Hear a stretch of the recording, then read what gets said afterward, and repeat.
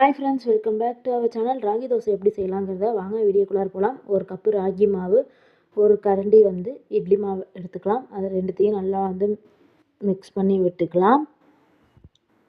கருவேப்பிலை, கொத்தமல்லி, சின்ன வெங்காயம், பச்சை மிளகா 2 எல்லாத்தையும் குட்டி குட்டியாக கட் பண்ணி மாவோட மிக்ஸ் பண்ணிக்கலாம்.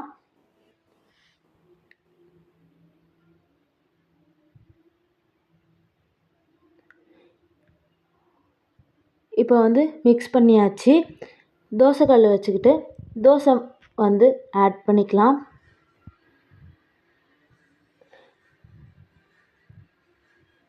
கொஞ்சமாக எண்ணெய் போட்டுக்கலாம். நல்லா வேக விட்டுக்கலாம்.